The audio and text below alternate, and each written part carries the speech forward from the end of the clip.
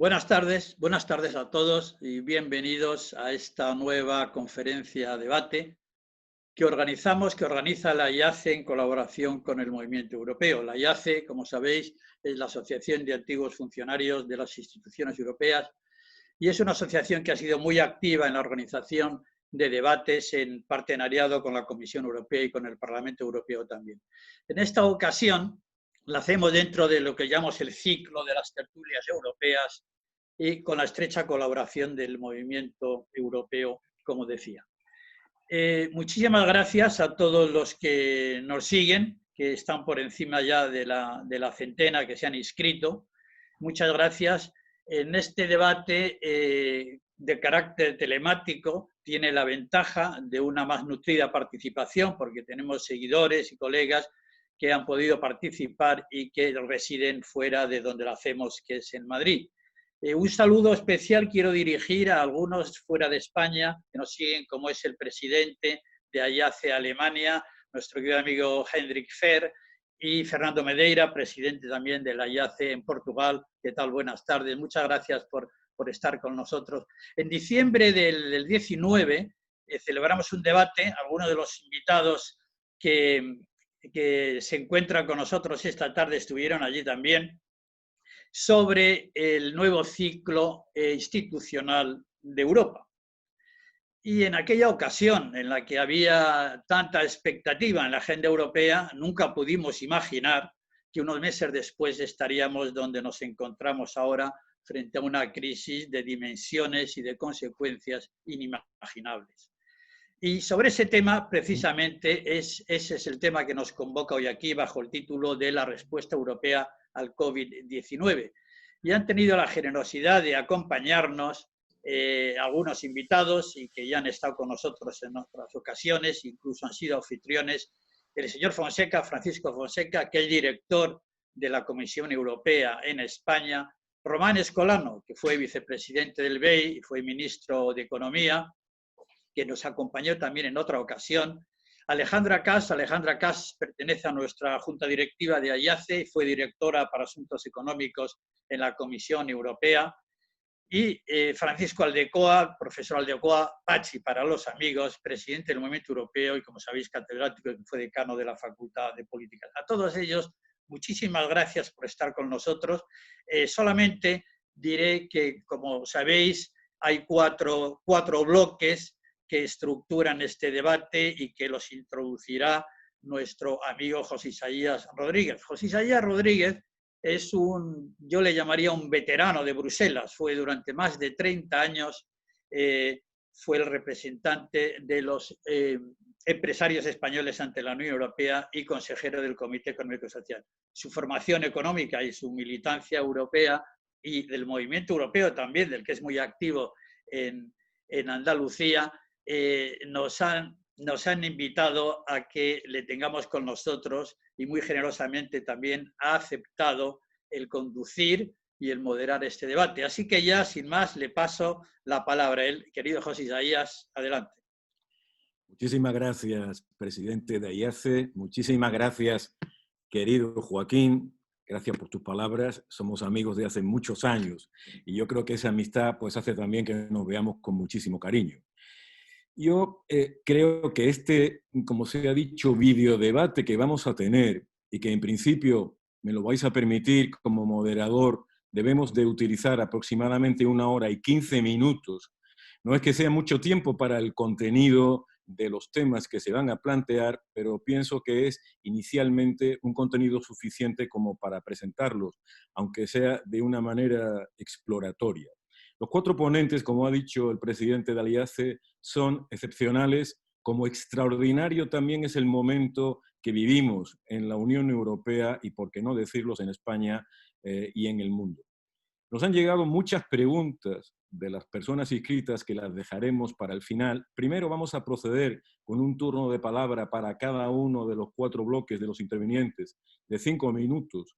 Y vamos a empezar con Paco Fonseca. Y quizás simplemente me gustaría decir algo que dijo la presidenta de la Comisión Europea, la señora von der Leyen. El virus es el mismo en todos los Estados miembros, pero la capacidad de respuesta y de absorción del shock que origina es muy diferente. Quizás por ello, como ella también dijo en la presentación de ese Next Generation EU, es el momento de Europa. Y yo creo que sería muy oportuno que Paco nos explicara desde el punto de vista de su experiencia de la Comisión Europea, cuál es ese momento que la Comisión Europea parece haber tomado las riendas con una gran audacia y una gran valentía. Paco, a ver si en 5 minutos, si eres tan amable, puedes hacernos una síntesis. Muchas gracias. Está sin voz.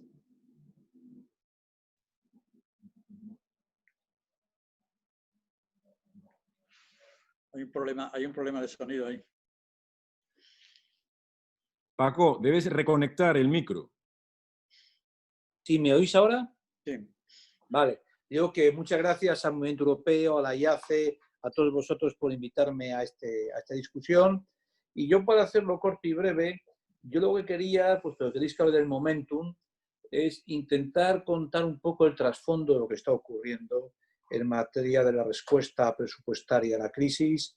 Esto es, permíteme, ministro Escolano, cuál es lo que estamos intentando hacer para que el tejido económico no se destruya.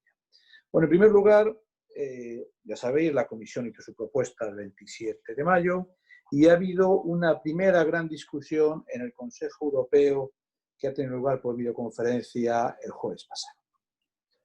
Y aquí quisiera decir dos cosas. Primero, dar una buena noticia. Por supuesto, el Consejo Europeo no llegó a ninguna conclusión y seguimos con el debate, frugales contra no frugales, norte, sur, etcétera, etcétera.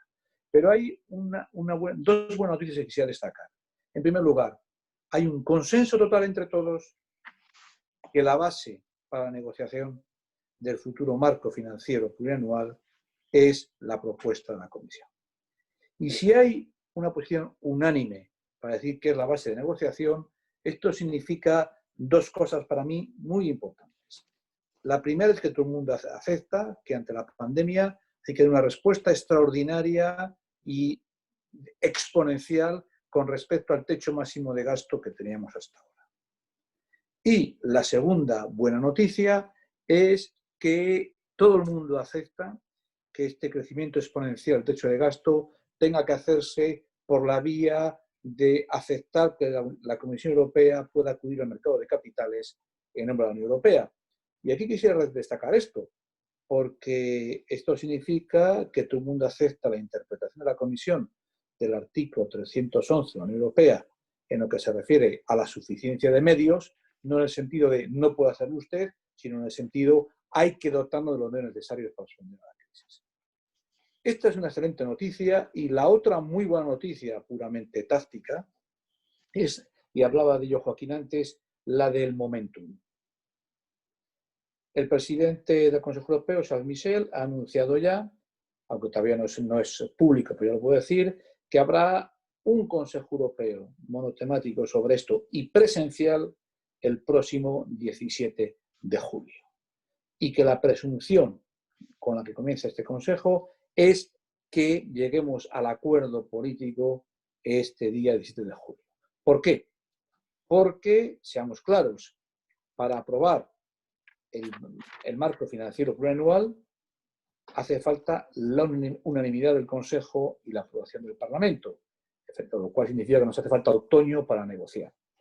Y para aprobar la nueva decisión de recursos propios, incluyendo esta facilidad de endeudarse, no solamente hace falta unanimidad y aprobación, sino también la ratificación por los 27 parlamentos nacionales, que efectivamente va a ser imposible de aquí a diciembre. Por lo tanto, tenemos que tener el mes de otoño para establecer cláusulas provisionales, para establecer cláusulas de pedir anticipadamente fondos para lo que serán efectivos en el momento en que la decisión de recursos propios entre en vigor efectivamente. Estas son las buenas noticias. ¿Cuáles son los problemas que tenemos ahora? Pues lo resumiría en 3 puntos. En primer lugar, que no hay acuerdo sobre cuál va a ser el importe final de este recovery plan. Todos sabéis que la propuesta de la Comisión es pasar del 1,1 de la renta nacional bruta a prácticamente el 2%, un poco menos, el 1,9%, por eso hablaba antes de algo exponencial. Y bien, lo que sí observamos es que los estados frugales, que están en minoría, terminaría porque son Austria, Suecia, Dinamarca y Holanda, y porque han decidido que países como Finlandia y Estonia pueden ser sus portavoces, en mi opinión, sobre las intenciones de fondo, saben que hay un acuerdo franco-alemán para poner sobre la mesa $500 millones. Por lo tanto, el importe total, ¿en qué consiste? Consiste en ver cuál será entre el $500 millones y los $750 millones propuestos por la Comisión, cuál será el importe total con el que se ponen de acuerdo. El segundo problema que tenemos es emisión de deuda, como dijo hace un mes y discutisteis en un desayuno, en una reunión telemática en el Fondo de la Economía, el presidente Borrell. La cuestión no es emitir deuda, sino cuál es la misión de esta deuda. Y en la misión de esta deuda hay que reconocer que hay una gran diferencia entre los estados. ¿A qué me refiero? A la proporción entre subsidios y préstamos de esta cantidad extra, de esta emisión de deuda, y a las reglas de condicionalidad que se van a aplicar. ¿Cuál es mi pronóstico sobre esto? Yo creo, pero me puedo equivocar, que cuanto más cerca estemos de los $750 millones, más préstamos habrá. Cuanto más cerca estemos de los 500.000 millones de euros, del $500 millones, perdón, más generosidad habrá en los subsidios. Tercer y último problema. ¿Para quién? Y esto sí que es muy importante. Y ahí yo creo que la intervención finlandesa es decisiva.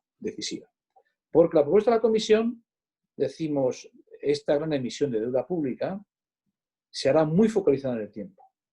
22, 23, máximo 24, porque es una emisión extraordinaria para permitir que aquellos países más golpeados por la pandemia no provoque un efecto castillo de naipes y además seamos conscientes que esto no es la crisis de 2008, que aquí no hay buenos y malos, nos ha golpeado a todos por igual, perdonadme que lo diga de manera coloquial.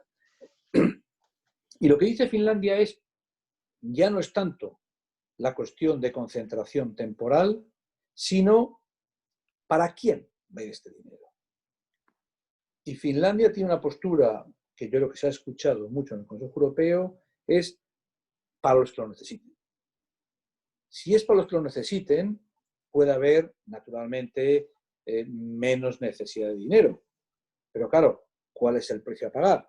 Que si es solamente para los que lo necesiten, porque su tejido económico se ha destruido más, vamos a ser mucho más exigentes en la cuestión de la condicionalidad.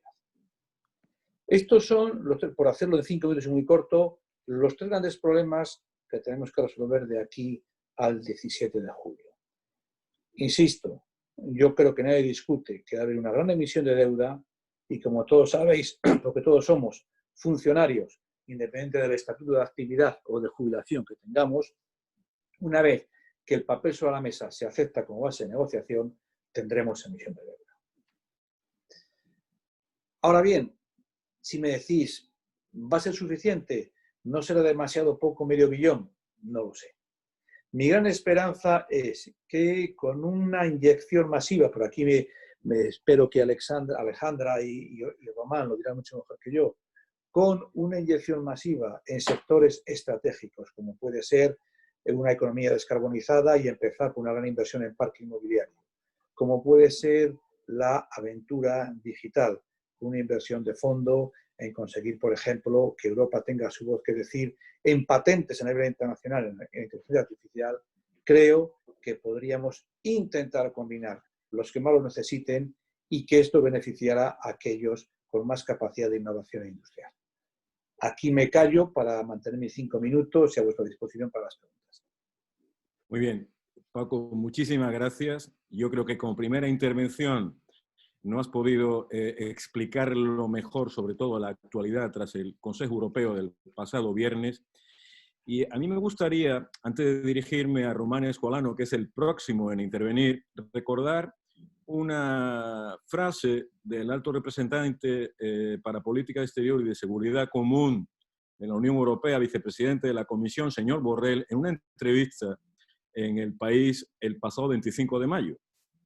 Fue muy gráfico dijo el señor Borrell, de esta crisis salimos todos los europeos juntos o no sale nadie.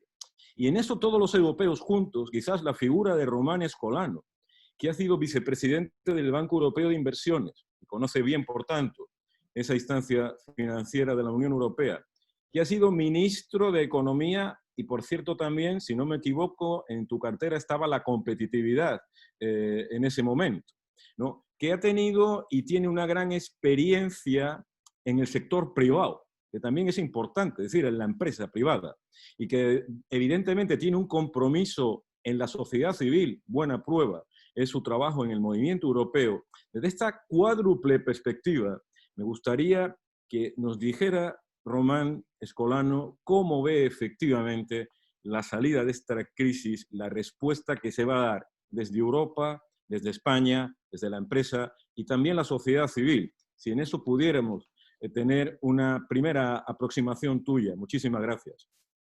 Pues muchas gracias por tu amable presentación y me gustaría hacer una primera intervención relativamente esquemática. Has tocado muchos puntos, pero que posteriormente seguro que en el turno de preguntas y de coloquio podemos explorar. Particularmente más adelante las implicaciones más directas sobre España, para ceñirme a los 5 minutos. En el debate en que se nos ha convocado nos planteaba una cuestión muy provocadora, es decir, ¿qué posibilidades hay de federalización como consecuencia de la respuesta europea a la crisis sanitaria en la cual todavía nos encontramos? Y a mí me gustaría aprovechar que estamos aquí hablando todos a título individual y en un foro de amigos para expresarme con claridad. Yo creo que la respuesta es sí. En mi opinión, existe claramente la oportunidad, como consecuencia de esta salida que se está planteando a la crisis, para ir a elementos de federalización. Esta siempre es una palabra incómoda en el debate europeo y uno la usa siempre con un poco de dudas, pero nos entendemos lo que queremos decir y esto es una ventaja también importante. ¿Y por qué digo que mi respuesta es positiva? Yo creo que sí hay elementos que nos permiten pensar que estamos avanzando en esta vía. Por 2 razones. La primera, porque las respuestas que se están poniendo en marcha, que fueron discutidas el jueves pasado y que Francisco Fonseca acaba de resumir perfectamente en su intervención, yo creo que tienen importancia tanto por el lado del gasto como apuntaba también él, por el lado del ingreso. Por el lado del gasto me gustaría citar un par de cosas, muy telegráficamente. La primera es el volumen. Se puede discutir si 500.000 es mucho, si 700.000 es mejor, si había que ir hacia el 1,2 trillions, como se ha dicho por algunas partes. Esta es una discusión que se puede tener sin, que nadie pueda encontrar una solución perfecta. En cualquier caso, simplemente por citar, por dejar en la mente de los que nos escuchan, si se aprobase la propuesta de la Comisión tal como está, la respuesta del New Generation EU, es decir, los elementos que están bajo el New Generation, serían el programa financiero más grande de la historia de la Unión Europea. Más grande que la PAC, más grande que los fondos estructurales, más grande que la política de innovación. Es decir, sería la política, el paquete financiero más grande de la historia. Nos puede parecer incluso poco, puede ser, pero no olvidemos la dimensión histórica que tiene la respuesta que se está planteando. Primero de los temas. Segundo tema que me parece igualmente importante. En el 2010, cuando surge la crisis griega, 2010, 2011, 2012, se responde de una forma básicamente intergubernamental. Se crean mecanismos ad hoc, muchos de los cuales nacen en un nacimiento con forceps, todos recordamos lo difícil que fue aquello, sobre la base de un acuerdo intergubernamental. En esta ocasión, la respuesta viene por medio de mecanismos clásicos del marco financiero plurianual por programas que son ejecutados por la Comisión Europea. Personalmente, para mí no hay color entre una respuesta y otra. Lo digo también en este foro entre nosotros. ¿Por qué? Porque esto lo hacemos dentro de un marco institucional europeo, consagrado por los tratados y con 70 años o 50, 60 años en estos momentos de experiencia. Los mecanismos intergubernamentales, y pienso, lo digo de forma clara, en el MEDE, plantean problemas serios de incompatibilidad y asimetrías entre unos países y otros, entre países deudores, países acreedores, de problemas de desigualdad política evidente que todos hemos vivido a la hora de las negociaciones del medio. La respuesta basada en el mecanismo comunitario clásico quizá no es perfecta, pero sin duda es mucho mejor desde el punto de vista político para resolver el problemón en el que nos ha situado la crisis. Esto, la dimensión y el carácter comunitario de la solución que se nos está planteando, a mí me parecen elementos mucho más importantes que discutir si va a haber tantos o cuantos transferencias y grants, etc.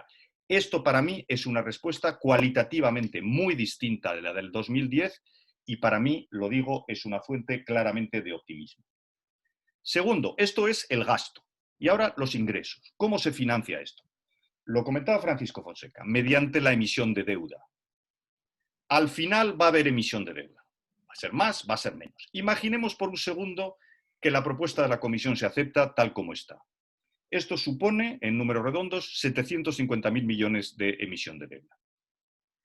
¿Qué deuda es esta? Estos son bonos europeos. Si alguien los quiere llamar eurobonos, que los llame. Un eurobono es un bono europeo, en definitiva. No entremos en nominalismos. Lo que va a significar es que va a haber en el mercado 750.000 millones de títulos de deuda de los que responde la estructura europea clásica. Esto es un elemento, a mi juicio, dentro de 15 o 20 años, más importante que el gasto. Esta es la verdadera aportación de la respuesta. Esto es lo que marca una diferencia cualitativa con respecto a lo que hemos hecho en el pasado. 750.000 millones de euros es una cifra que no está nada mal. Ya veremos cuál es el futuro, pero hoy por hoy supone una adición a los mercados de capitales de una deuda en euros que va a cambiar claramente la percepción. Va a ser importante para la unión bancaria. Estos 750.000 millones van a acabar de una forma o de otra en los balances bancarios, los balances de los bancos europeos, de todos los bancos, pero fundamentalmente mucho en bancos europeos. Y va a ayudar a romper el vínculo entre banca y soberano, que fue una de las razones de la crisis pasada. Por lo tanto, no solo es importante por la emisión, es importante también por el efecto que va a tener en los bancos, en el mercado de capitales y en la unión bancaria. Y poner en el mercado 750.000 millones de bonos europeos es también importante para la utilización internacional del euro. Se ha dicho muchas veces, no se hará del euro una moneda de reserva hasta que haya activos europeos en euros. Que no sean alemanes, que no sean holandeses o que no sean de Malta, sino que sean genuinos activos europeos. Aquí empezamos a tener un embrión, y no pequeño, ya digo, 750.000 no está nada mal, de emisión de mercado, de un verdadero mercado de capitales y de una curva de tipos denominada en euros. Esto, insisto, a largo plazo me parece tan importante como en qué se va a gastar el dinero. Finalmente, ¿estamos ante un momento Hamilton o no? La respuesta es, y si nadie nos oye, yo respondo sí. Si alguien nos oye, yo respondo que mejor no hacer la pregunta, aunque ya he respondido. Yo creo que sí. Tampoco Hamilton creó el tesoro en un día. Al pobre Hamilton, que por cierto lo mataron en un duelo, le costó también crear el tesoro norteamericano. No fue una cosa que se creó en 24 horas. Este, para mi juicio, es un salto claramente cualitativo. Pero olvidémonos de Hamilton por un segundo. Imaginemos que esto no es sino un one-off, es una actividad temporal. Pero a mi juicio es la actividad es la respuesta que Europa necesitaba. Si no hubiera habido este movimiento y particularmente la declaración franco-alemana, el Banco Central Europeo, que es sobre cuyas espaldas realmente está corriendo digamos, el tratamiento de la crisis, hubiera tenido muchas más dificultades para moverse, sobre todo después de la sentencia de Karlsruhe. A mí me parece que la verdadera respuesta a la sentencia de Karlsruhe y lo que supone detrás es la propuesta franco-alemana. Y esta propuesta supone equilibrar los pesos entre la política monetaria y el resto, llamémosle Hamilton o no, pero me parece que en ese sentido tiene una trascendencia histórica. Si juntamos la respuesta del BCE y lo que esperamos que salga, como nos comentaba Fonseca, el 17 de julio, inshallah, del próximo Consejo Europeo, yo creo que estamos paradójicamente en un momento optimista para Europa, a pesar de las dificultades en las que estamos. Europa, finalmente, todos lo sabemos, siempre se creó en la crisis. Por cierto, Hamilton también crea el Tesoro americano en una crisis. O sea que en ese sentido me gustaría terminar diciendo que si todo sale como esperamos que salga, podemos dar pasos para esa Europa más integrada, más federal, y podemos tener paradójicamente elementos de optimismo de esta crisis tan difícil. Perdón si me he extendido un poquito más de los 5 minutos. Hombre, gracias, Román. Debo decirte que has hablado 8 minutos 53 segundos, con lo cual veremos a ver cómo arbitramos con el resto de los ponentes, los teóricos 5 minutos, pero también tengo que decirte que me hubiera encantado seguir oyéndote porque los temas que has puesto sobre la mesa en 8 minutos, al igual que Paco, son de extraordinaria relevancia. Por cierto, yo me he acordado con lo del momento Hamilton tan citado en estos días. Yo creo que, como dice la presidenta de la Comisión, es un momento Europa y es un momento euro. He recordado unas palabras de Antonio Guterres cuando se creó el euro, que dijo: tú eres euro y sobre este euro construiré el futuro de la integración europea. Ahora tenemos a Alejandra Cas, que evidentemente después de esta intervención de Román Escolano, donde nos ha hablado de lo que ocurrió en la crisis anterior, en la que lo intergubernamental, ¿no?, iba casi por detrás de los acontecimientos, pero lo que no había para nada era una visión federal de la integración europea. Y quizás, Alejandra, con tu experiencia, tus conocimientos y además lo bien que explicas las cuestiones difíciles, pues podrías un poco plantearnos esas diferencias entre la crisis anterior a la que ha hecho referencia Román Escolano y la actual, y sobre todo la respuesta que estamos percibiendo, no solo cuantitativa, sino cualitativamente por parte de la Comisión Europea y también dentro del Consejo Europeo, a mi juicio. Gracias, Alejandra. Gracias a ti, José Isaías. Es un gran placer estar aquí con todos vosotros hoy, en un día muy soleado en Bruselas, donde la pandemia nos ha regalado sol para compensar. Yo, a fin de no sobrepasar mi tiempo, no repetiré lo ya dicho por los anteriores ponentes, que además no lo podría decir mejor, y me centraré en presentar no 3 reflexiones. Estaba tentada en hacerlo 3 porque Paco sabe bien que la comisión se hacen las reflexiones en 3 puntos, pero yo he llegado a 5 y al final no he querido contar ninguna. Así que con 5 reflexiones y 2 crisis creo que voy a llegar a los 6 minutos. Veremos si podemos cortarlo ahí un poco, pero me apresuraré para dejar el debate que tanto os interesa. Mi reflexión primera es en la naturaleza de la crisis. La crisis que comienza en 2008, que comienza, porque cuando termina no se sabe, ¿vale? Pero se sabe cuándo comienza y se sabe que le siguen otras crisis. Es endógena al sistema económico y asimétrica, porque no afecta a todos por igual. La del COVID es exógena y igualmente asimétrica, porque como hemos dicho, tampoco afecta a todos los Estados miembros de la misma manera, ni todos tienen la misma capacidad de responder. Pienso de que el hecho de que sea exógeno, que parece así como irrelevante, a mí me ha parecido como muy relevante, porque creo que es mucho más aceptable una respuesta común y contundente dentro de una crisis exógena, en la que no hay que identificar quiénes son los responsables y los culpables, que como Escolano ha dicho también eso cuando se refería a los Estados miembros, que estuvo tan presente en la crisis del euro, y que casi no salíamos de ahí, de ese impedimento de quién es la culpa. Aquí se trata de solidaridad entre Estados miembros directamente azotados por una misma pandemia y que mata gente. Reflexión segunda, contexto político. Algo pasó el 18 de mayo, cuando el motor franco-alemán de integración europea, Merkel-Macron, se puso en marcha. Propusieron un plan de recuperación, que no voy a decir todo lo que habéis dicho, me lo salto, y hay algo importante: este plan quedaría integrado dentro del cuadro financiero multianual de la Unión Europea, con lo cual ya es un primer paso a que cualquiera medida que venga fuera del presupuesto se inserta en el presupuesto y va a tener un impacto que va a ir mucho más allá de ese periodo. Y la Comisión, 3 semanas más tarde, recoge el guante que le ofrece la oferta franco-alemana y presenta su propia propuesta que va aún más lejos, ciertamente en términos económicos. ¿Es esto coincidencia o estrategia bien planificada? Para mí es una estrategia perfectamente planificada. Aquí nada pasó por casualidad, que primero salen los alemanes y los franceses y nos hacen esta oferta, porque esto ya, cuando sale la oferta de la Comisión, el terreno ya está abonado.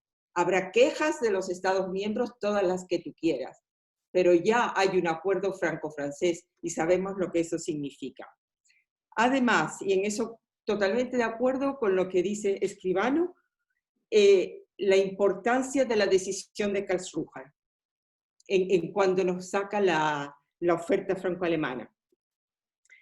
Yo creo que esto es el momento merkeliano. Lo siento, chicos, yo tiro para casa y esto es el momento merkeliano de las mujeres en chaquetas rosas, ¿vale? No de los hombres vestidos de gris, sino de las mujeres en chaquetas rosas. ¿Por qué lo digo? Porque Merkel abandona principios que hasta ese momento había mantenido, y había mantenido con mucho vigor. ¡Qué coincidencia! ¿Por qué los abandona? Porque sabe que ya una de las grandes políticas que estaba salvando a Europa, la política monetaria, podría estar en peligro. ¿Qué es lo que se vislumbra aquí? Estoy de acuerdo totalmente. Se vislumbra la posibilidad de una futura unión fiscal.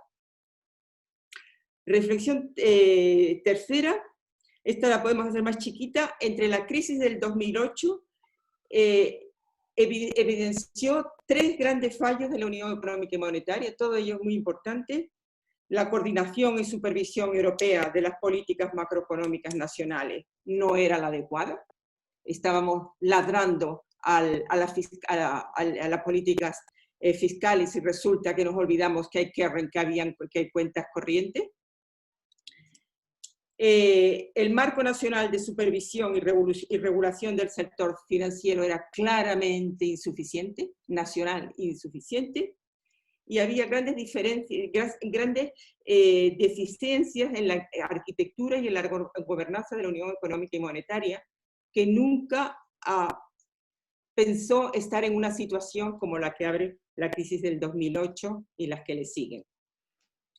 Sin prestamista de último recurso, pareceremos no tener instrumentos para responder a esta crisis y evitar contagio. Como el resultado de las reformas de la crisis del 18, la Unión Monetaria y Económica del 2020 es más resiliente y completa que antes después de haber pasado este bautizo de fuego. Vale, entonces con esta unión más resiliente nos encontramos cuando llegamos a la crisis desde el 2020. La crisis del 2008 y la del 2020 empiezan por tener un plan de recuperación económica anticíclico, que en la de 2019 empieza por centrarse en la estabilización de los mercados financieros y sanear los bancos.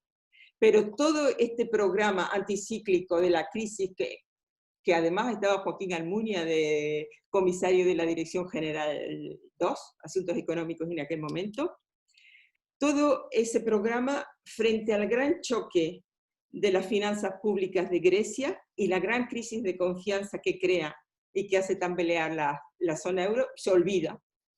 Ese plan, yo no sé, he intentado saber cuánto se implementó de él, no hay récord, se perdió en la batalla que se originó más tarde. De ahí se pasan a los rescates de los bancos y de los países afectados, a las intervenciones del Banco Central Europeo en los mercados, y se entama en caliente la reforma de la Unión Económica y Monetaria. Y en eso me estoy totalmente de acuerdo también con lo que dice Escribano. Se entama en caliente. ¿Qué quiere decir en caliente? Que los Estados miembros están metiendo la mano todo el tiempo. No es como cuando la Comisión viene con una propuesta bien estudiada de lejos, no. Aquí hay que salir de la crisis y todo el mundo y los Estados miembros intervienen fuertemente. En la crisis actual estamos en una crisis totalmente diferente. Para mí, el gran reto que tenemos ahora es cómo salvaguardar el tejido productivo mientras la epidemia impide el funcionamiento normal de la economía. Como si pudiéramos poner la economía en el congelador y sacarlo en el momento que pase la crisis, eso sería lo ideal. Como no es posible, es cómo minimizas los daños para que todo esté en funcionamiento en el momento que tiene que estar. Ahí también, aquí hay una respuesta que yo la llamaría completamente pues, un poco anticíclica por todos lados, las medidas inmediatas que están poniendo el SURE, el programa SURE, el programa de MEDA, el programa de la BEI, que son las medidas inmediatas, seguida de la gran programa del Next Generation EU, son planes anticíclicos. Y la gran pregunta que yo me pongo es, ¿pasará como en el 2018, como en el 2008? ¿Y nos encontraremos en una crisis mucho más profunda después? Eso sabéis que se habla mucho en la prensa económica, entre los círculos académicos, he leído mucho sobre eso, y creo que ahí la respuesta en este momento no lo sabemos. Va a depender de lo que pase a la pandemia. Si la pandemia en los próximos, este año o año y medio, cede y descubrimos una manera de tratarla, de incorporarlas en nuestras vidas, no tendremos segundo, pero si no, sí que lo tendremos. Y si lo tenemos, ¿qué es lo que se va a hacer? ¿Cuáles serán las medidas en ese momento? Y ahí yo creo que también el camino viene marcado por lo que está pasando en la crisis ahora. Porque este camino que se abre con esta intervención de ir a los mercados y buscar dinero y volverlo a utilizar dentro y no tener que estar siempre de los que podría abrirse otra vez si la crisis salta. Reflexión quinta es la última. Y la he llamado el último melón por abrir. La unión fiscal. En España nos gusta abrir melones, pues venga, que hay un último que nos queda por abrir. En el 2017, la Comisión anuncia que la Unión Económica y Monetaria y la zona euro han salido de la crisis del 2008. Fue una buena cosa que lo dijera porque no todo el mundo se había enterado, pero vamos, así nos enteramos. Pero el programa de reformas que se empieza antes sigue, pero ya se ha interiorizado a la Comisión. Ahora las grandes reformas que nos quedan por hacer es la unión bancaria, la unión de los mercados de capital, y queda otra, y la unión de los servicios financieros. En fin, todo es los servicios financieros. ¿Y qué estamos haciendo ahora aquí?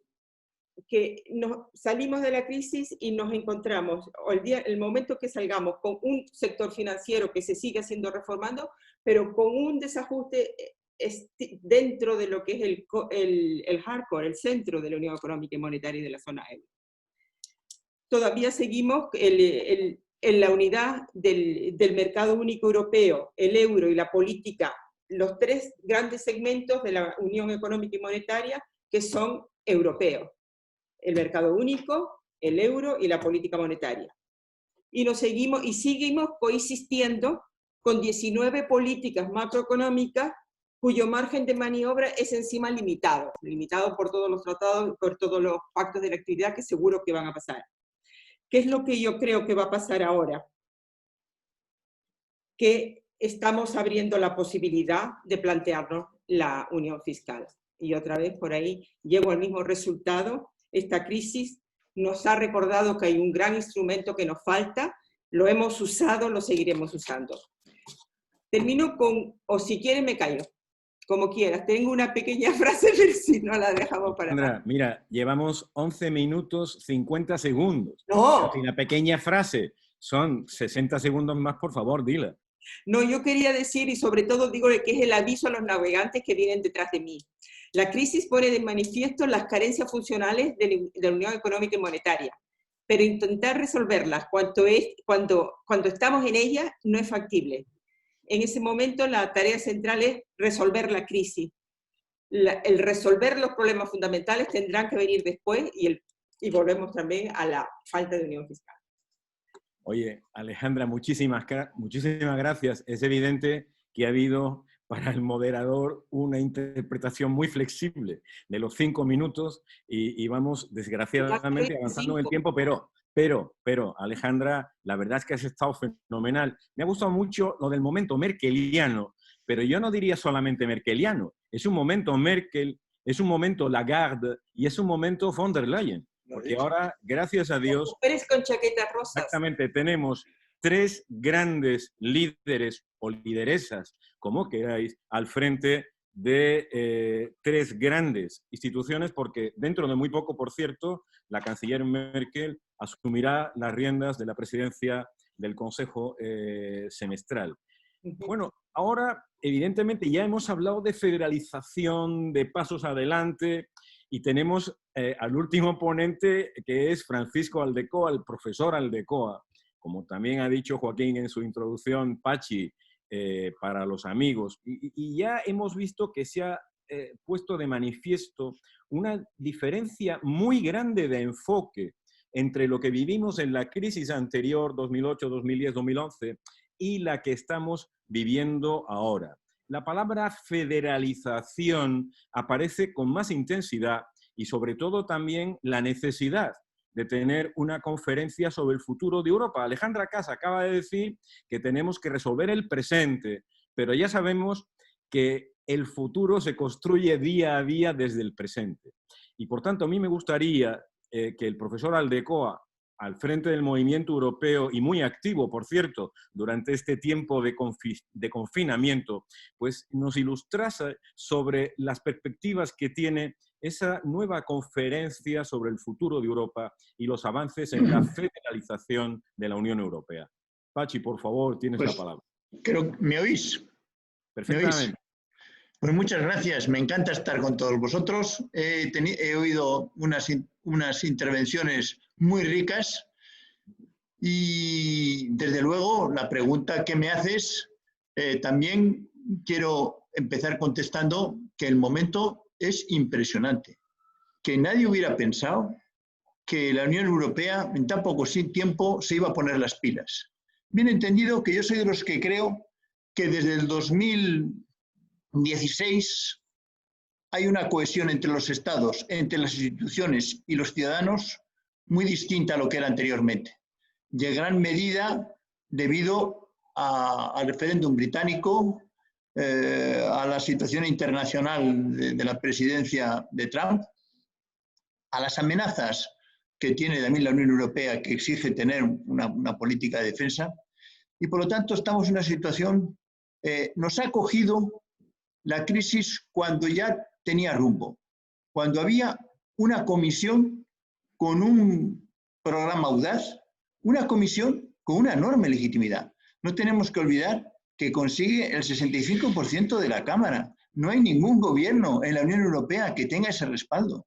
Por lo tanto, empieza el 1 de diciembre con un programa audaz que empieza a aplicarlo, que además las nuevas circunstancias que plantea la crisis del coronavirus van a ser compatibles con las prioridades que había, que en definitiva era el Green Deal, era el hacer frente al gap digital, recuperar el modelo social y jugar un papel en el mundo, reforzar el papel en el mundo, que espero poder hablar unas palabras después.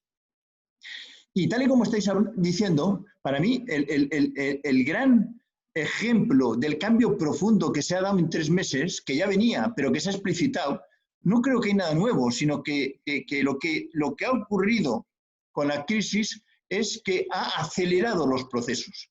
Y en ese sentido, hace 3 meses, en febrero, no había acuerdo con el marco financiero plurianual y estaba en el 1 y pico. Ahora se empieza a discutir el doble. ¿Qué institución en poco tiempo pasa al doble? Me cuesta trabajo encontrar un ejemplo de esta naturaleza.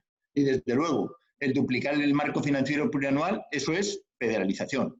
Eso es más Europa. Eso es dar un paso.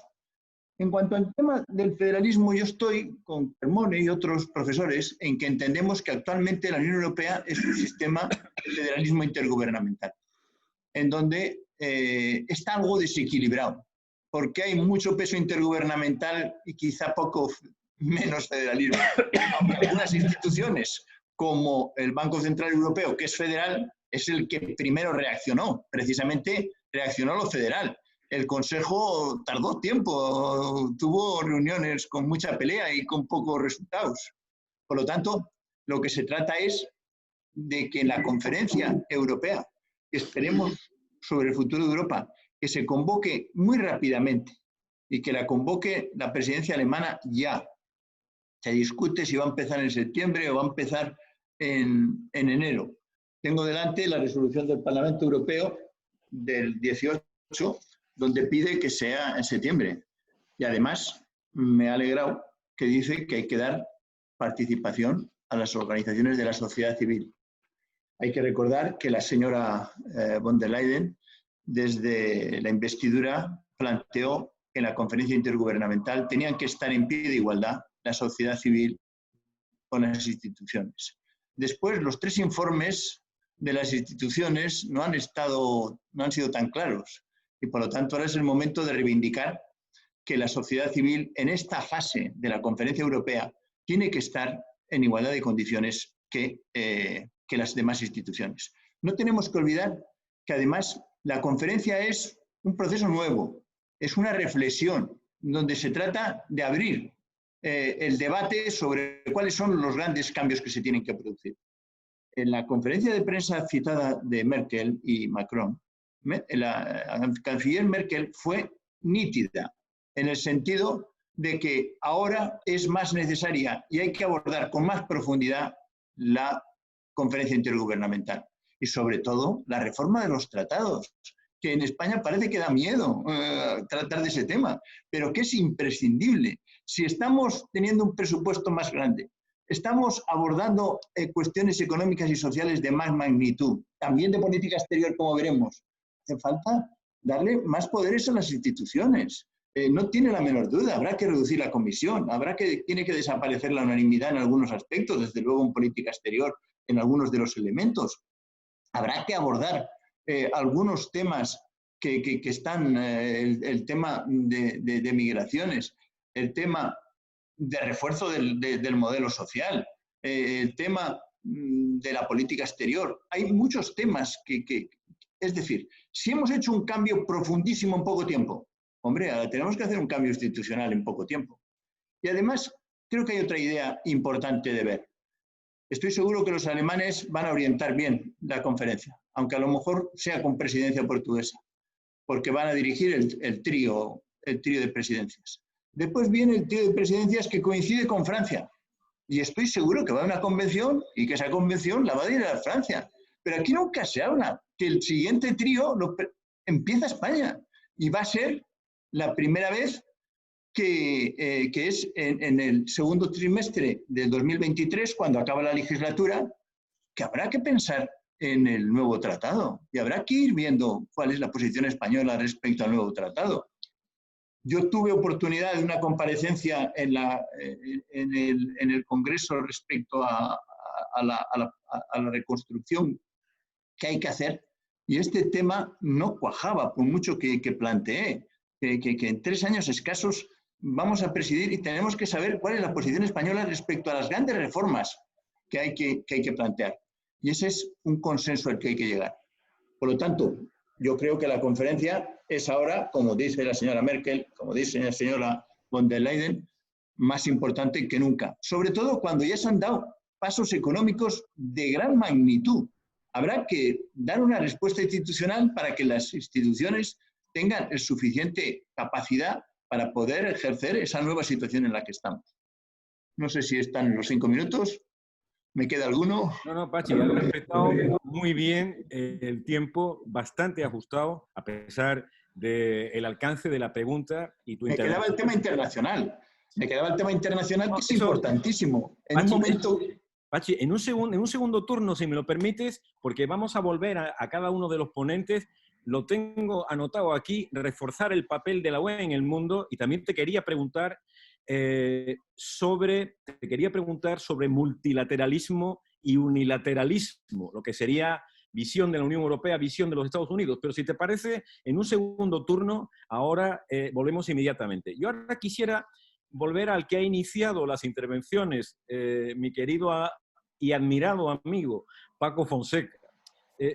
Es importante porque, claro, Paco ha dicho que hemos tenido un Consejo Europeo el pasado 19 con un consenso emergente, pero también con discrepancias, ¿no? La discrepancia del tamaño del fondo de recuperación, la discrepancia entre el porcentaje entre transferencias netas y préstamos, los criterios para repartir los fondos de ese gran fondo, nunca mejor dicho, la condicionalidad para acceder a la ayuda, el tema también de la creación de nuevos impuestos europeos y así como la cuestión de una especie de posible cheque para aquellos países que son contribuyentes netos por el momento al presupuesto de la Unión Europea. Y me gustaría preguntarle a Paco, ¿cree que estas discrepancias, que son significativas, el hecho de que se inicie la presidencia alemana inmediatamente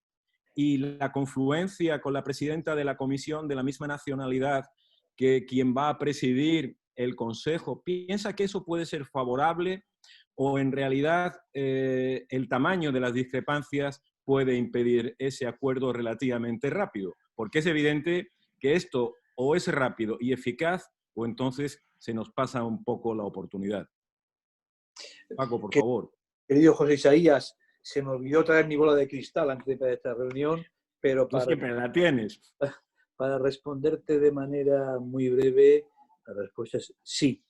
Es evidente que el hecho de que la canciller Merkel asuma la presidencia europea es un elemento central. Porque, en el fondo, si hay una base común de entendimiento, que seamos frugales o gastadores, que lo hayamos hecho mejor o peor en la crisis de la pandemia, hay algo que es evidente, es que el motor franco-alemán ha vuelto a funcionar. Y como el motor franco-alemán ha vuelto a funcionar, teniendo en cuenta que Alemania va a poner todo su peso. Tú citabas el caso de los famosos rebates, los cheques. Hombre, si Alemania pone sobre la mesa una apuesta muy fuerte para que no volvamos a qué hay de lo mío permanentemente, va a ser muy difícil que se resistan los otros. ¿Cuál es el melón, por utilizar a Alejandra, que todavía no es abierto? El melón, naturalmente, es el de los ingresos. Porque es evidente que si el sistema reposa sobre el pagar intereses de la deuda emitida, bueno, yo creo que de aquí al 27-28, que me corrija Román, yo creo que esto no va a suponer un gran incremento del gasto, dado que los tipos de interés con la AAA y con toda la garantía europea, para que os hagáis una idea, los 200.000 millones de euros que ha liberado el MEDE en la red del Eurogrupo el 24 de abril, el tipo de interés que está pidiendo es el 0,114, incluida la comisión de apertura. Digamos que no creo que haya un coste excesivo. Pero claro, luego hay que empezar a motivar el capital a partir del 26. ¿Esto qué nos da? Esto nos da la oportunidad a los países, entre comillas, contribuyentes netos, de implantar un sistema que es el único posible, con nuevas fuentes impositivas, entre las cuales está la Common Corporate Base Tax, una cierta armonización del impuesto de sociedades, las tasas a las tecnológicas, las tasas a los derechos de emisión y a las tasas al carbono por entrada en frontera, que pueden ser, perdóname la expresión, ingresos finalistas, pero que naturalmente necesitamos más tiempo para negociarlos. Por lo tanto, si Alemania da el primer paso y paradójicamente podemos volver a una situación en la cual no todo el mundo diga cuál es mi justo retorno, porque tenemos que discutir y negociar ingresos con una cierta naturaleza, insisto, finalista. No sé si he sido muy claro, pero me parece que la intención es lo que quiero. Muy bien. Paco, muchísimas gracias, ha sido muy claro. No sé, tú has hecho una alusión a Román Escolano, que no sé si él quiere también quizás añadir algo. Aparte de lo que él añada, hay una cuestión que yo en este contexto también le quería preguntar a Román. En España hablamos de reconstrucción, en la Unión Europea hablamos de recuperación. Y la verdad es que el matiz de ambos términos es muy diferente. Me gustaría preguntarle también si él se inclina más por recuperación o por reconstrucción. Y segundo, en todo esto de esta recuperación, ¿no? Es evidente que el apoyo de Europa va a estar condicionado a una serie de reformas imprescindibles para preparar a España ante las próximas décadas. Y me gustaría, si fuese posible, que Román Escolano nos ilustrase sobre lo que él consideraría 3 reformas fundamentales para que efectivamente ese apoyo de la Unión Europea fuese realmente directo y eficaz. Bueno, pues te respondo muy telegráficamente a todo lo que planteabas y también al comentario de Paco Fonseca. Efectivamente, él ha mencionado que parte, digamos, del milagro de la solución que se está planteando es que los tipos están tan bajos que efectivamente el coste financiero de estas emisiones en estos mismos momentos es prácticamente nulo. Es decir, estamos hablando en el máximo de emisión que se prevé hasta el 2058, de 30 años, estamos emitiendo en estos momentos al 0,10, es decir, que a 30 años, quiero decir que realmente esta es la situación de financiación de una emisor AAA, ¿no?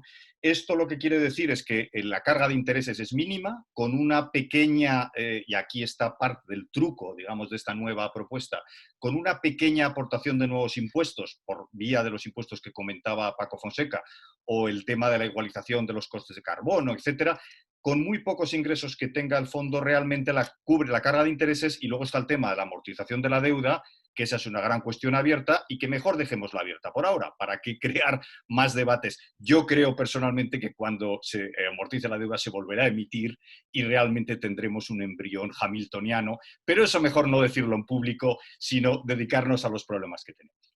Reconstrucción o recuperación, a mi juicio, semánticamente no es lo mismo. A mí me gusta mucho más recuperación. La Comisión utiliza recuperación en todos sus papeles. En España no sé por qué hemos usado esta expresión, que me parece que no evoca lo que tenemos en estos momentos encima. Por lo tanto, respondo claramente, me gusta mucho más la palabra recuperación. Temas de las reformas en España. 2 comentarios. En primer lugar, hay un problema de tiempo.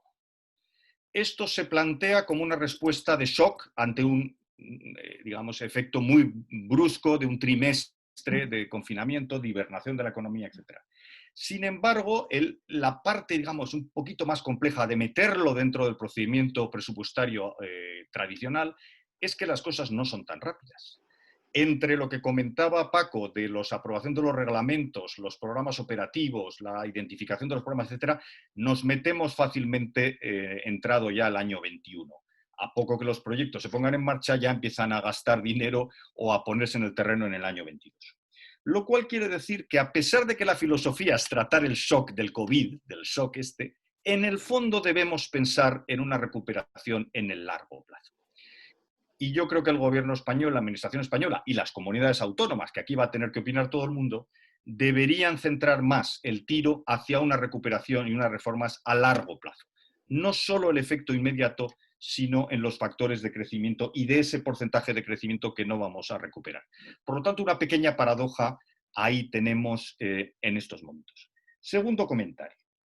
En el mejor de los casos, y si todo está a velocidad de crucero, podríamos tener de estos fondos, de Europa de nueva generación, pongamos entre 2 y 3 puntos del PIB de entrada de recursos, que es una cifra en el fondo descomunal. O sea, eso no hay que ponerla en perspectiva. Imaginemos que son 3 puntos. Pongámonos en esa hipótesis. El déficit el año que viene va a ser del 7. Es decir, que ni siquiera en la plena utilización de los fondos europeos cubrimos ni la mitad del déficit que está previsto para el año que viene. Con lo cual, termino diciendo, reformas europeas sí, utilización plena de los fondos sí, va a exigir mucho esfuerzo de la administración española, pero también hay que hacer reformas españolas. El déficit lo tendremos que reducir nosotros. Tendrá que haber un plan de reequilibrio a largo plazo para reducir el efecto presupuestario en el que nos hemos metido. Y este tema, yo creo que un tema no nos debería ocultar el otro. Es decir, las reformas serán potenciadas por los recursos europeos, pero al final parte de la respuesta a la crisis tiene que venir del esfuerzo nacional y no impuesto desde fuera. Muchísimas gracias, Román. Alejandra. Alejandra nos ha ilustrado sobre diferencias de respuesta por parte de la Unión Europea, ¿no?, en la crisis anterior y en esta. Es verdad que ahora, ¿no?, se necesita una respuesta ambiciosa para esa recuperación que combine solidaridad, inversión y reformas. También la realidad pone de manifiesto que no todos los miembros de la Unión Europea son capaces de interpretar solidaridad, inversión y reformas. Y a mí me gustaría que Alejandra, en este sentido, nos dijera si ella ve que en estos momentos esos términos fundamentales, sin solidaridad no hay avance en la integración europea, lo dijo Jacques Delors hace unas semanas, sin inversión productiva que genere competitividad y empleo, y sin reformas que muchas veces no son bien percibidas por los ciudadanos, si ella piensa que ahora esto va a ser diferente y que por tanto podremos de una vez por todas avanzar en este camino. Yo creo que como principio... espérate que me pongo en altavoz. Me has puesto ya tú en altavoz, ¿verdad? Sí. Yo creo que como principio la solidaridad sigue siendo un principio básico constituyente de la Unión Europea. La cuestión es cómo manifiestas esa solidaridad. No tenemos ningún problema con la solidaridad cuando está metida dentro de los programas de cohesión, los programas regionales, dentro de la agricultura, sobre esos programas sectorales, ahí no, la solidaridad no tiene problema, ¿eh? Ahí está metida y yo creo que un poco la visión nórdica es que la solidaridad va por esa rama, se concentra ahí. Pero esta solidaridad que nosotros pedimos a través, o que nos gustaría tener a través de la macroeconomía, puesto que en las políticas macroeconómicas no todos los Estados miembros tienen la misma capacidad para responder a la crisis, y las políticas fiscales nacionales tienden a ser, por lo tanto, muy asimétricas, uno puede responder mucho más y hay que compensarla, y eso es un aspecto de una externalidad que podría ser muy bien también corregida con una solidaridad que pasa por ahí. Este programa, esta crisis nos ha dado la oportunidad de mirar a la solidaridad de esa manera. Y eso, ahí tienes todas las impresiones, todo lo que se dice, de aquí salimos todos o no salimos, lo cual es una exageración porque de todas maneras uno va a salir mejor que otro y otros saldremos detrás. O sea, sobre la solidaridad eso. Sobre las inversiones, es totalmente necesario un programa de inversiones en todos los Estados miembros. El problema es que y las inversiones, claro, tú tienes que mantener los drivers of growth, los tienes, no me acuerdo cómo se dice en español, los tienes que mantener vivos. Y inversiones debe ir hacia inversiones que te aumenten la capacidad del país de producir. Y ahí, pero al mismo tiempo necesitas reforma. Y yo creo que ahí la reforma que siempre se nos echa en cara es la reforma del mercado del trabajo, que es un mercado del trabajo que desde que yo llegué a la comisión hace muchísimos años, en el 86 hasta ahora, sigue en pie. Y sigue en pie. Entonces sí, hay que hacer reforma. Unas reformas son muy urgentes, hay que crear el consenso interno para poderlas hacer, y eso se tiene que hacer dentro de casa. Y después las inversiones tienen que desarrollar los sectores nuevos, pero al mismo tiempo también en España yo creo que el dilema también de qué hacer con los grandes sectores como el turismo, que tienen una creación de empleo enorme. Se puede poner nuevas tecnologías, se pueden incorporar inversiones ahí también que desarrollen una visión moderna del turismo, un poco las respuestas que me inspira tu pregunta. Muchísimas gracias, Alejandra. Precisamente esta mañana en el Foro Nueva Economía ha intervenido la ministra de Economía, la ministra de Industria, Comercio y Turismo, Reyes Maroto, y ha hablado de la necesidad de la digitalización de ese sector tan importante para España. El profesor Aldecoa antes dijo, hombre, me gustaría haber hablado de cómo reforzar el papel de la Unión Europea en el mundo. Uno de los mayores medios de difusión nacional en España este fin de semana hacía un análisis muy interesante entre la visión multilateral que capitanea en la Unión Europea Angela Merkel, que como ahora se ha dicho va a presidir el Consejo en el próximo semestre, ya dentro de unos días, y la visión de American First de Donald Trump, por tanto, el unilateralismo que en cierta medida está haciendo mucho daño a la relación con Occidente. Cuando esta Comisión Europea empezó su mandato, la presidenta von der Leyen dijo que iba a ser una comisión geopolítica. Pachi, si eres tan amable, ¿podrías ilustrarnos, aunque en teoría tendríamos que terminar dentro de 2 minutos y me quedan las preguntas de aquellos que nos han remitido por escrito, pero podrías, de una manera breve, que es difícil, lo entiendo. Brevemente. Además de recordar que hemos hecho un libro sobre, y está ya en las librerías, sobre la conferencia europea, el movimiento europeo con 60 participantes. La segunda idea que no quería olvidar es que, a mi juicio, el nuevo arranque se lo debemos al Parlamento Europeo, a las 3 resoluciones. No voy a desarrollar esa idea. Y yendo a lo internacional, he estado viendo los datos esta mañana de cómo está en el mundo el desarrollo de la pandemia. Está en su peor momento y además no se sabe cuál va a ser. En Europa parece que de momento hemos salido del asunto. En el mundo he visto que se están muriendo 12.000 personas al día. En Europa deben de ser 300. O sea, estamos fuera de la problemática. En el mundo hay ahora mismo 8 millones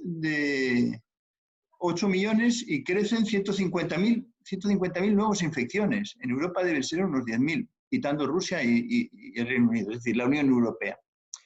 Hago esa reflexión porque hasta ahora el único actor que se ha preocupado de cómo parar esto en el mundo es la Unión Europea y cree que es reforzando el multilateralismo. Hizo la primera comunicación, creo que es del 14 de abril o algo así, o sea, ya hace tiempo, en donde planteaba las grandes líneas.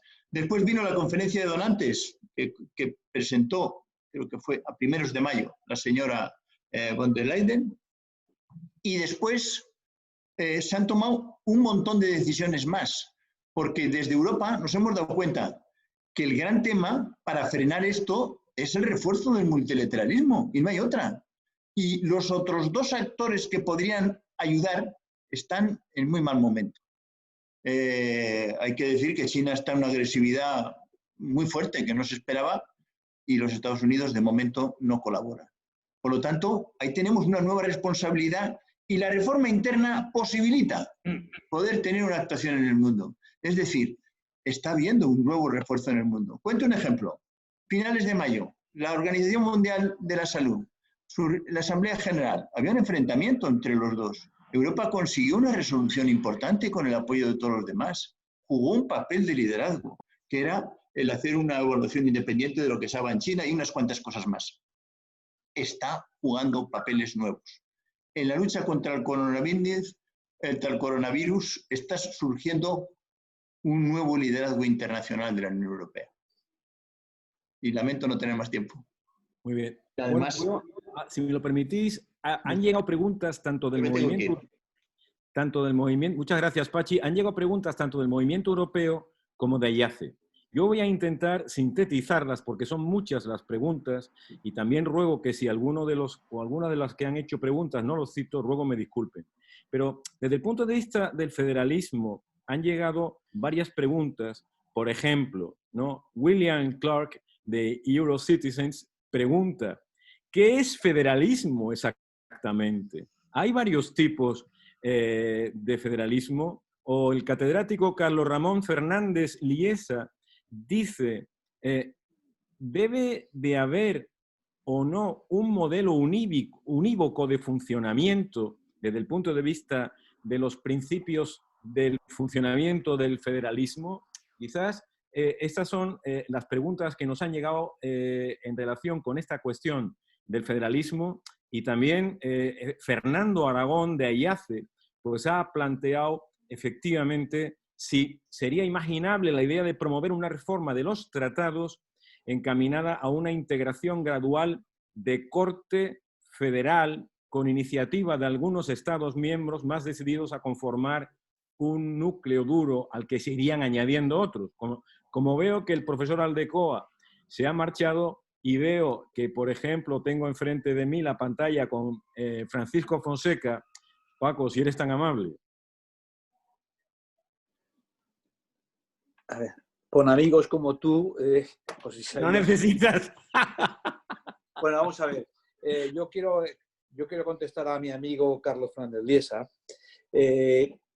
Por supuesto que no hay un modelo de federalismo unívoco. Por supuesto que el federalismo es un modo de entender cómo se reparte el ejercicio del poder en diferentes estructuras territoriales. Yo para esto siempre tengo un gurú, que es un profesor francés, Jean-Louis Clermont, que siempre ha definido que lo que nos define a los europeos como modelo político es que tenemos siempre una gran separación entre la jefatura del Estado y el Poder Ejecutivo, que tenemos siempre gobiernos más o menos de coalición y un partenariado en tercer lugar a nivel de estructura territorial. Yo creo que el federalismo europeo, que es un federalismo muy propio nuestro, que funciona, siempre he pensado que quien más se ajusta a lo que deberíamos ser es un profesor norteamericano, Fritz Smitter, que hace ya más de 20 años desarrolló la teoría del condominio. La teoría del condominio aplicado a la propiedad horizontal. Es decir, él decía, Europa tiene que ser un sistema en el cual cada uno es soberano en su apartamento y la soberanía se comparte en las partes comunes sin que nadie, y creo que esto a Pachi le gustará, sin que nadie pueda vetar. Lo que tenemos que darnos cuenta es que las partes comunes cada vez van a ser más importantes, porque si no, cada vez hará más frío en otros apartamentos. Espero haber contestado. Lo has hecho muy bien. El ejemplo del condominio es fenomenal y eso me ha recordado a una frase que decimos mucho en Sevilla, donde, por cierto, Alejandra, aquí hace sol, pero un calor tórrido de 41 grados y en buena hora se me ocurrió ponerme corbata, pero bueno, estaba respetando también el atrezzo del presidente, que ya sabéis que se suele poner corbata con frecuencia, a mí tampoco me disgusta, ¿no? Que aquí decimos mucho, cada uno en su casa y Dios en la de todos, y esto sería cada Estado miembro en su casa y Europa en la de todos, en esta visión del condominio. Paco, hay otra pregunta que te la planteo también directamente, que le ha hecho Clara Fajardo, que te hizo una entrevista muy interesante hace unos días, ¿no? En un medio de comunicación online que leí con todo interés, que pregunta, ¿crees que es el momento de que la sanidad sea una competencia de ámbito 100% europeo? Paco.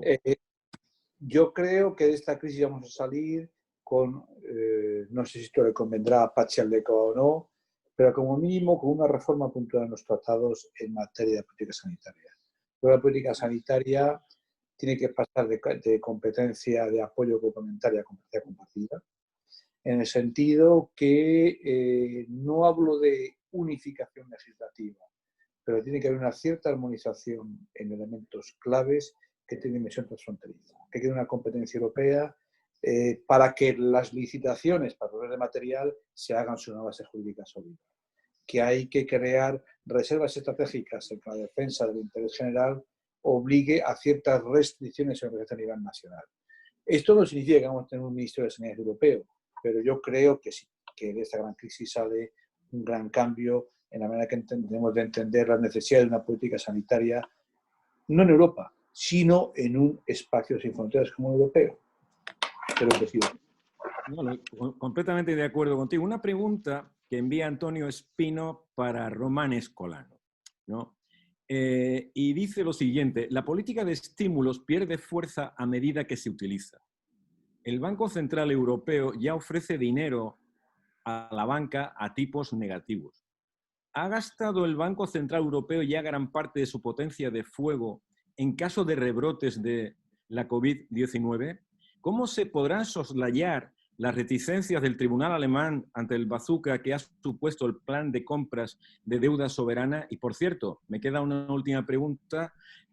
¿Piensas, Román, que hay que incrementar, modificar el mandato del Banco Central Europeo ante lo que estamos viviendo? Tienes la palabra. Vamos a ver, preguntas todas ellas complicadas. La última, empiezo por la última, el cambio del mandato. Vamos a ver, yo te diría que no. Me parece que es abrir una caja muy complicada en un momento que tenemos muchas cosas encima de la mesa. Tenemos discusiones importantes que no son sencillas entre el norte y el sur, los frugales y los no frugales. Bueno, yo siempre me he considerado a mí mismo frugal, pero resulta que parece que no lo soy, ¿no? Pero bueno, da igual, o sea, ya nos entendemos. Yo creo que tenemos que resolver temas importantes, meternos en este momento en un tema tan espinoso como es encontrar una definición alternativa. A sensu contrario, ¿alguien puede decir qué problema ha creado la definición actual del mandato? Es decir, si tuviéramos una disyuntiva entre inflación, por ejemplo, y política monetaria activa, yo, como puede pasar en algún país latinoamericano, es verdad que el mandato causaría problemas. Pero en este momento estamos más bien con presiones de deflación, es decir, que la política del Banco Central Europeo y el mandato no tienen una contradicción sustancial. En este sentido, estamos resolviendo un problema que probablemente en la práctica no existe. Por lo tanto, mucha cautela. A mí el cuerpo no me pide, desde luego, en estos momentos un cambio de mandato. Creo que esa es una respuesta clara. Me preguntabas por el otro lado, decías en la primera parte. No, la otra pregunta era sobre la política de estímulos, ¿no? Que pierde lugar. Bueno, esto es un tema que se ha discutido desde el 2008. Ya desde el 2008, cuando la Reserva Federal Americana empezó a hacer las expansiones cuantitativas, se pensó que se estaba quedando sin munición. Cuando se llegó a los tipos cero, dijo, ya no pueden bajar más, ya nos estamos quedando sin munición, etc. Al final, los bancos centrales europeos pueden intervenir manteniendo en el tiempo sus políticas. El Banco Central Europeo ha hecho unas compras muy importantes, ha anunciado que las va a volver a mantener, y jugando con las expectativas del mantenimiento en el tiempo, yo creo que tiene un margen todavía muy amplio de intervención en los mercados para pensar que la política monetaria puede dejar de tener lugar. Existe un margen de política macroprudencial de actuar sobre los colchones de capital de los bancos, que eso es algo que en Europa todavía apenas hemos empezado. Luego hay un margen también, digamos, a través de la política macroprudencial. Existe lo que en Estados Unidos ya llevan unos años, que llaman forward guidance, que es dar instrucciones al mercado, dar indicaciones sobre cuáles son los tipos de interés objetivo en el largo plazo. En resumen, yo creo que existe todavía munición, existe pólvora todavía en el tonel suficiente. No creo ni mucho menos que estemos ante una situación donde pueda existir un límite. Me decías que la política puede continuarse, pero pierde. Esto es un poco verdad. Yo creo que las primeras intervenciones tienen más efecto real sobre la economía que las últimas. Por eso es importante el mensaje que se manda con la propuesta franco-alemana. Porque yo creo que esta sí que ha supuesto un cambio y un contrapeso a utilizar únicamente la palanca monetaria. En conjunto, yo no estoy preocupado de que nos quedemos sin instrumentos y sin munición durante la crisis. Creo que todavía tenemos por delante en lo que esperemos todos que en definitiva sea una crisis temporal. Muchísimas gracias. Una pregunta para Alejandra Cash, ¿no? Que nos la envía Enrique Mariño concretamente, ¿no? Donde dice, ¿existe el riesgo de que la actual brecha entre los países europeos avanzados encabezan el desarrollo de nuevas tecnologías y sectores punteros en investigación médica, farmacéutica, industria y patentes, etcétera, y que disponen asimismo de un colchón fiscal y con una deuda pública menor, ¿no? Y aquellos países, algunos con un peso importante del turismo y del sector servicios, que esa brecha se ahonde todavía más? La brecha que me imagino que será el hecho de que unos tienen mucho más recursos que otros y son capaces de... La brecha sería un poco la desigualdad que existe entre los dos. Bueno, yo creo que ahí la respuesta lo tienes ya en lo que te ha dicho Paco Fonseca antes, ¿eh? Es que tendríamos que tener un sistema sanitario a nivel europeo que por lo menos produzca una ecualización de la distribución de ciertos productos críticos, cruciales, a través de la Unión Europea sin diferenciar entre los países. O un mecanismo de prevención de crisis como los que ya tenemos, pero más centrado en estas cosas. Yo creo que eso existe el problema, somos conscientes de que existe y la Comisión desde luego va a trabajar en ello, sí. Gracias, Alejandra. Dos preguntas más, de manera que no nos avancemos mucho más, pero tengo una pregunta de Ismael Olivares a la atención de Francisco Fonseca. Ismael Olivares plantea, ¿cómo tiene prevista la Comisión Europea en su propuesta la participación central del Parlamento Europeo a fin de garantizar una rendición de cuentas democrática, evitando los costes políticos del intergubernamentalismo, como ocurrió en la crisis precedente? Paco. Bueno, como he dicho al principio de mi exposición, este marco financiero plurianual requiere la aprobación del Parlamento Europeo. No depende del Consejo, requiere la aprobación del Parlamento Europeo. Con lo cual el Parlamento no es un punto de decisión, pero el Parlamento, por supuesto, tendrá una gran voz a la hora de discutir y de ser un, ¿cómo se dice?, de tener un leverage con el Consejo en lo que se refiere al importe final, reparto entre gastos y subvenciones, etc. En segundo lugar, y esto es lo mismo con respecto a los recursos propios. La presidenta, con el que evita su aprobación.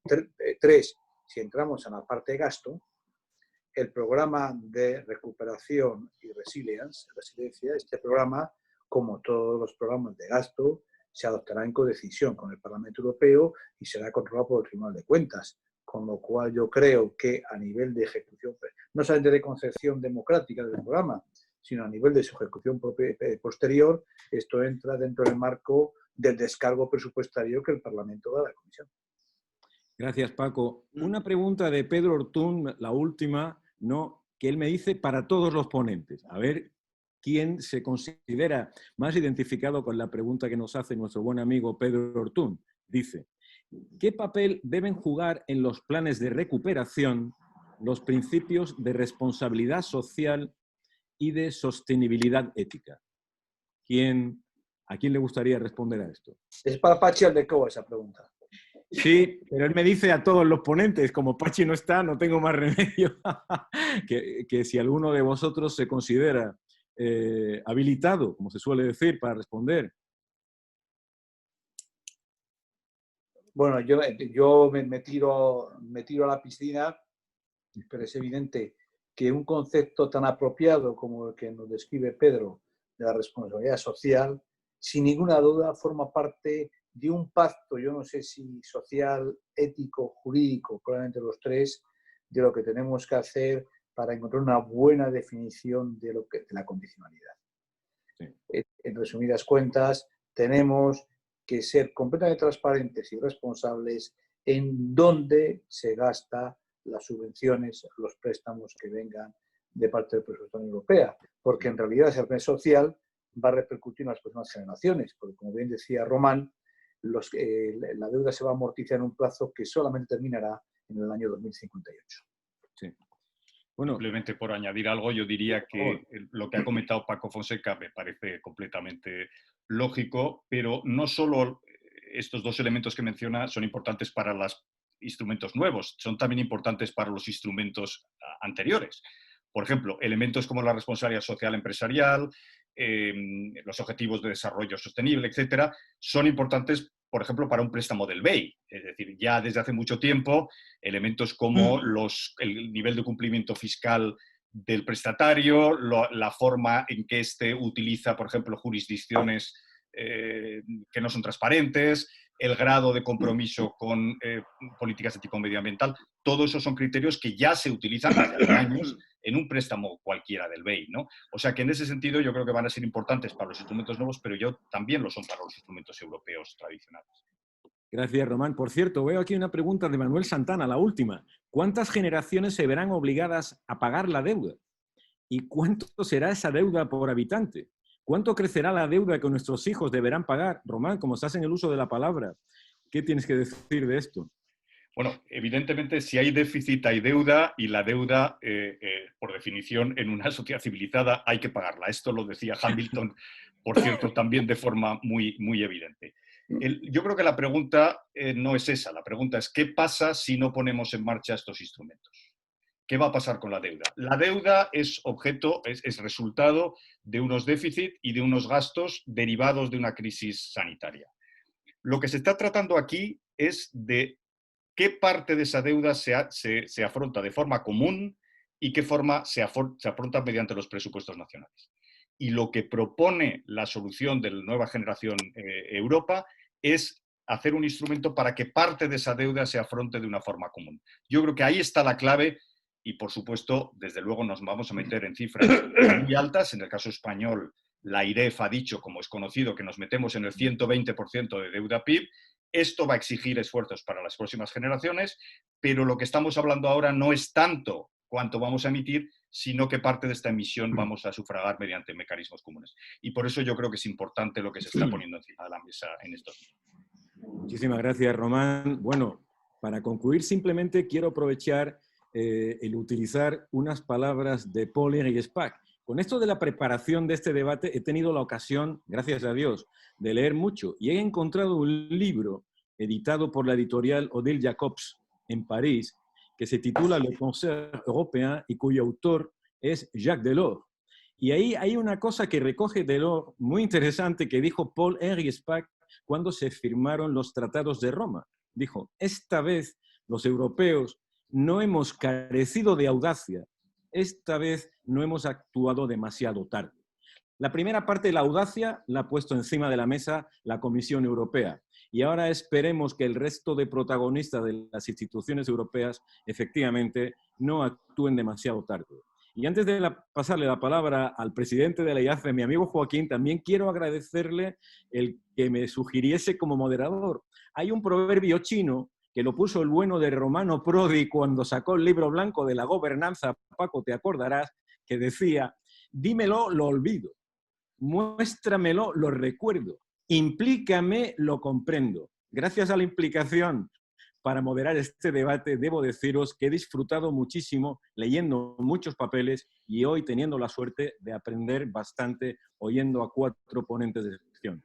Muchísimas gracias. Joaquín, te cedo la palabra.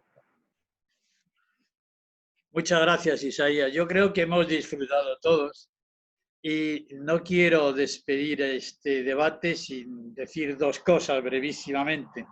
La primera, que ha sido un debate lleno de sustancia y que ha permitido ilustrar y reflexionar cuestiones claves. Y tengo que agradecérselo muy sinceramente a los 4 ponentes y a los que han formulado preguntas que también han permitido completar esa reflexión. Queda mucho por decir. Antes de entrar en antena, Román y yo comentábamos pues, una serie de cosas. Yo le decía, hombre, sería interesante también hablar del tema de implementar toda esta respuesta con estos instrumentos financieros a España. Y como él decía, mucha razón, eso da para al menos otro debate. Pero tendremos otros debates y hay mucho todavía por debatir y mucho por hacer. Y yo os convoco a próximos debates que tendremos. 1000 gracias de nuevo a los ponentes que han tenido la generosidad de participar. Y en nombre de AIACE, muchas gracias a todos. Y un agradecimiento muy especial quiero hacer a Maruja Gutiérrez, que es nuestra vicepresidenta, y gracias a la cual hemos podido organizar este teledebate, que no es fácil para que salga bien. Muchísimas gracias a todos y os convocaremos para un próximo encuentro. Hasta pronto. Hasta luego. Gracias. Muchísimas gracias, AIACE. Hasta pronto. Muchísimas gracias a todos. Hasta luego.